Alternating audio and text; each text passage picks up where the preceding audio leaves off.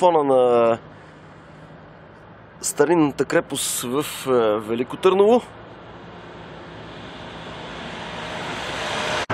И така влизам в крепостта.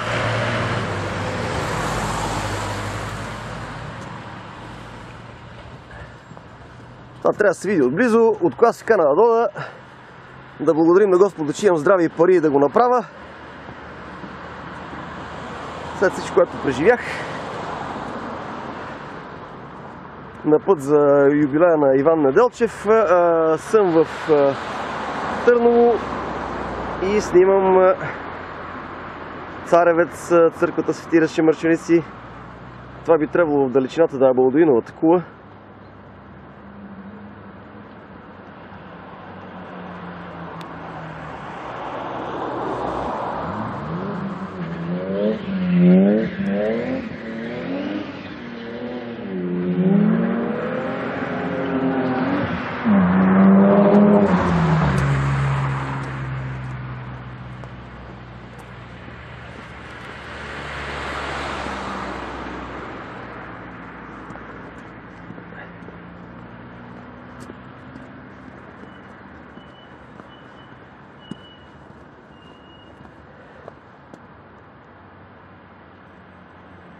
Времето е прекрасно, което предполага много добри кадри и снимки.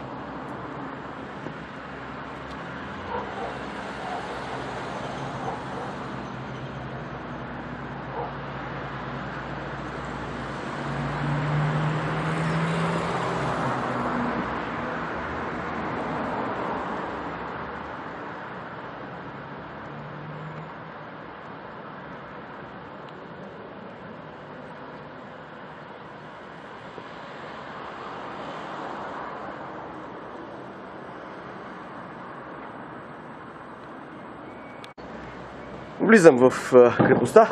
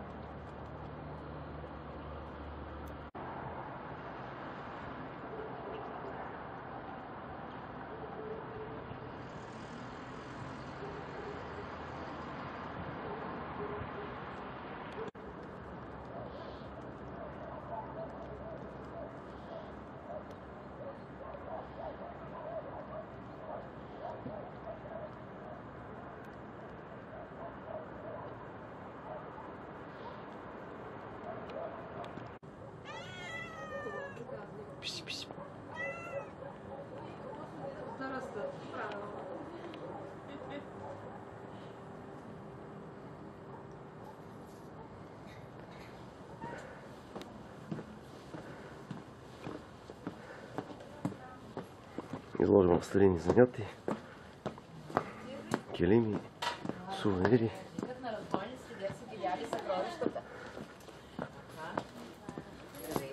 Здравейте! Тук може да си правите снимки. Облечен като цар Или като рицар? Не, искам да съм българин обикновен. Тогава не снимайте, ако обичате, да може да се уважавате Снимам. взаимно. Добре, снимам крепостта. Окей. И всичко е наред. Окей. Тук е ниска, 4 лева на човек. А снимки правите колкото искате. Тук е филми с ваши апарати, камери.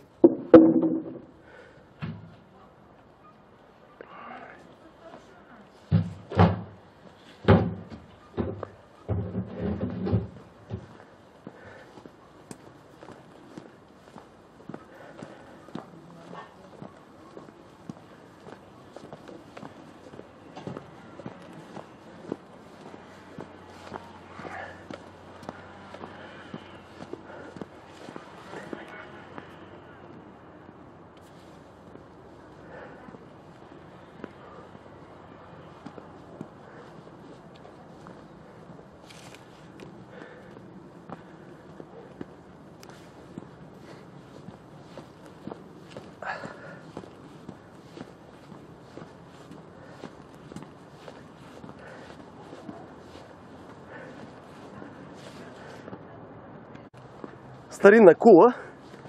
Продължавам разходката из комплекса. Тук страшно много има да се снима. Знам дали ще успея да снимам всичко, ама...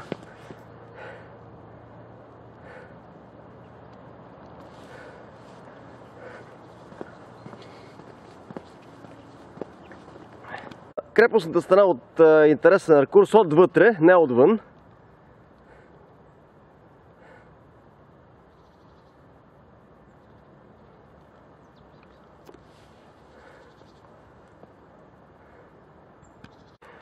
Това срещу мене е дворцовия комплекс.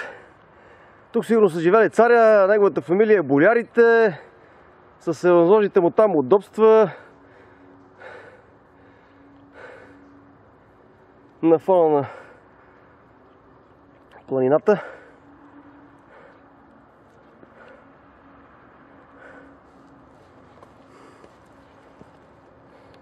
Това тук е църква, предполагам, че 40 мъченици, не съм сигурен, ще отида да я погледна по-отблизо. Имам възможност да снимам от близък ракурс план на църквата Свети 40 мъченици. Тук е имало някаква колона, която пишел човек добре да живее, умира и така нататък.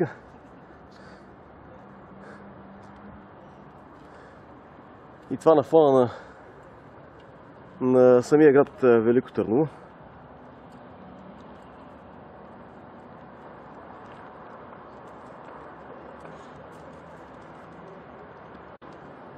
Пред вратата съм на църквата Свети 40 мъченици. Ще влеза вътре да запаля една свещичка. Малко красиво.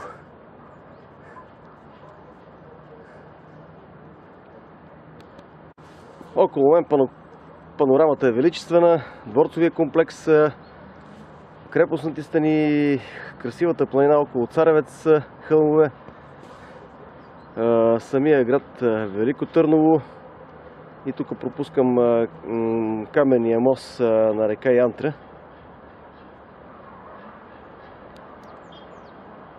Есен е, листата на дървета са пожълтели и падат, което прави снимките още по-прелесни.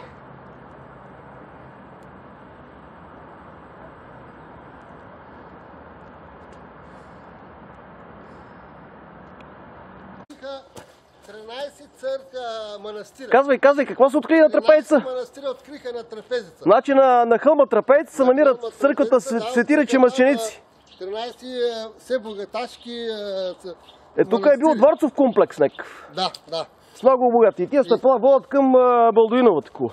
Значи ще излизам надолу и карам по пътеката. Да, сега те водим направо към Балдуиновата кула. Да. Една камбанка има, се пущаш надолу. Айде, само надявам се, няма да се загуба. Няма да излезеш. Няма да. Тук сбахва, тук сега можеш нататък, наляво пак се излизаш долу нататък. Ти оди ли на ловната скала долу? Дет са ги хвърлили? Няма, току-що пристигнах от Враца и съм паркирал там на паркинга да Роми не преместят колата. Няма страшно. Аз там паркирам. Тук много е красиво тук. Да. И по-рано тук какво преди? 30 години е тук. Сейки, хубаво обикалец. Всичко сега занемарено. Да, сега е много. А вечерното шоу има ли госте със светлините? Посетите ли? Да. Лятно време Само лятото. 6000 човека влиза.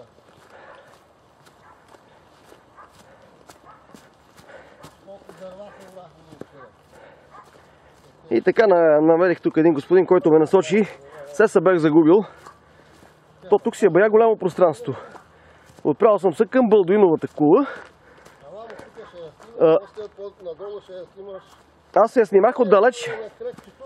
Обаче много лоша видимост. Имаше сутринта мъгла, малко омара. Да. И така, по време на пътя си към Балдуиновата кула, разбирам, че в тези тук места са живеели богати търговци французи, които са обитавали дворцовия комплекс. Страхотно е. От гледна точка на това се разтоваря, да почине малко след тежката програма с експедицията на камиона за Франция. Тук е една камбана. Това да не е асамблея знаме на мира. И тук си има знаме на мира, като във Враца. Значи Враца снимах една камбана, тук ще снимам втората. Движението асамблея знаме на мира. Започнато от дъщерята на Тодор Живков, Людмила Живкова. И благодарение тук на един господин на любезното му съдействие, много бързо достигам до Балдуиновата кула, която е точно пред мен. Значи пейзажът е страхотен, има лека омара, което прави снимките още по-уникални. Някъде там в далечината е река Янтра.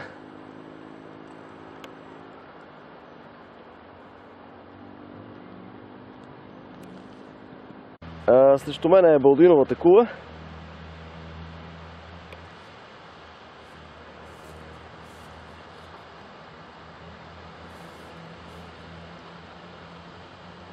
На фона на река Янтра.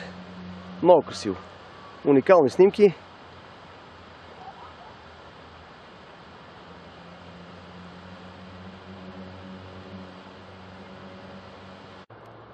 Точно срещу мен един от мостовете на Янтра. И крепостната стена.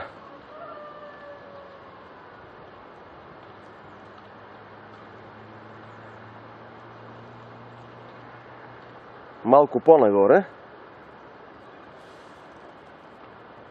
гордо се е извисила на самия връх трапезица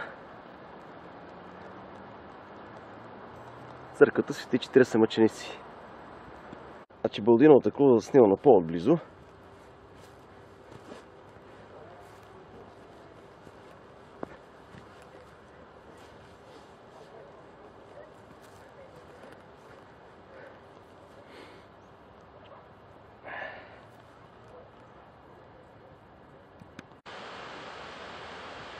Река Янтра и Балдуиновата кула.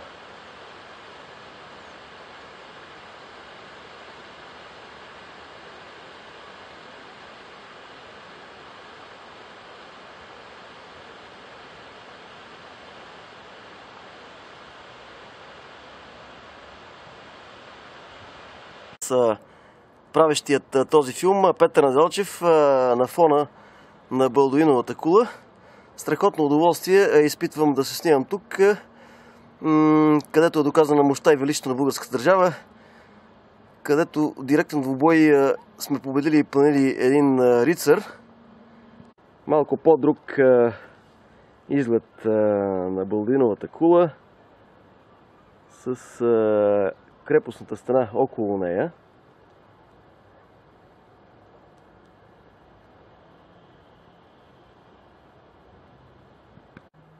Отново Балдуиновата кула.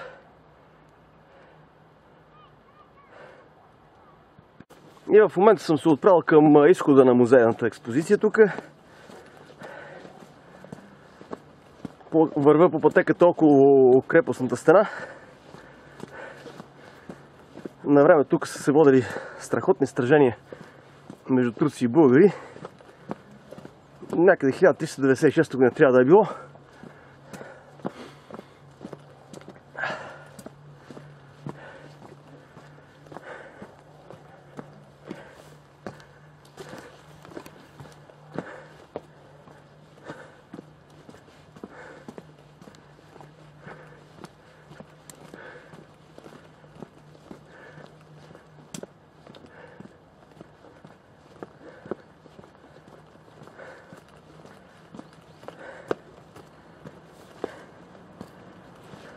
великолепно.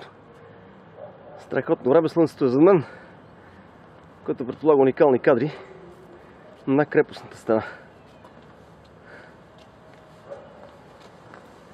Добър ден!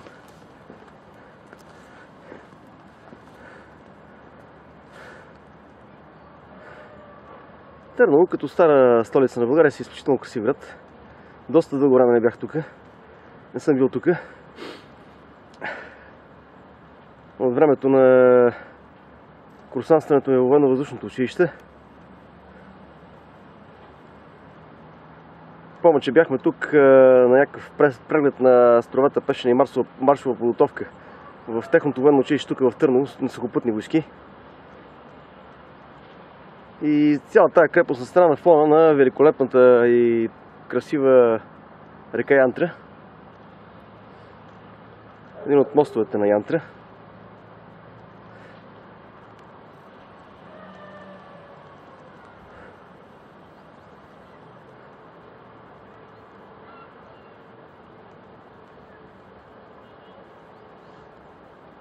С това приключвам моя филм за Царевец.